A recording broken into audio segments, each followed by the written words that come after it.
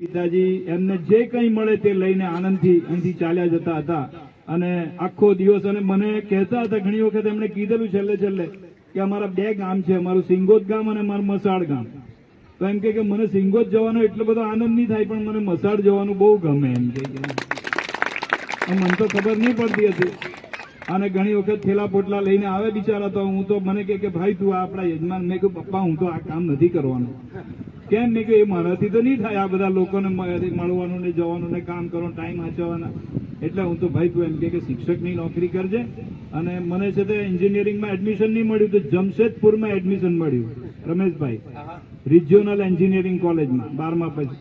મારા બાપા કહે કે પૈસા એટલા બધા મળે નહીં ને એમ કે તાર જમશેદપુર કાં ભણવા જવાનો કોઈ મારે એમ કે આપણે બામણના પોયરાને તું એમ કે એના કરતાં આપણે અહીંયા જ કરજે એમ કે આપણે બારડોલી કોલેજમાં પણ ને એમ કે આપણા યજમાનને હાચવજે. આવું મારા પિતાજી કહેતા હતા. પણ એમણે એ શીખવેલું કે ભાઈ આ ગામના કોઈ પણ જગ્યાએ આ ગામ આપણું સામાન્ય ગામ છે અને સારું શિક્ષણ આપજે, સારી રીતે એનું કામ કરજે અને કોઈ પાસે પૈસા માંગવાના નહીં. એની જે શક્તિ હોય તે આપે. કોઈની 5ની શક્તિ હોય 5ની આપે, કોઈ 50ની શક્તિ હોય તો 50 આપે.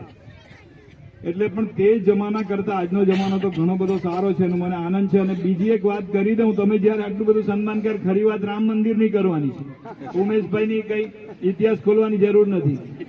એટલે એ મારા પિતાજી જયારે ગુજરી ગયા ભગતજી 1982-83ની સાલમાં, એટલે આજથી લગભગ કેટલા વર્ષ થયા? ના 34 ના 34 નહીં 41 વર્ષ થઈ ગયા. 40 વર્ષ. તો તે વખતે મારી 20 વર્ષની ઉંમર, કોલેજમાં ભણતો હતો બીજા વર્ષ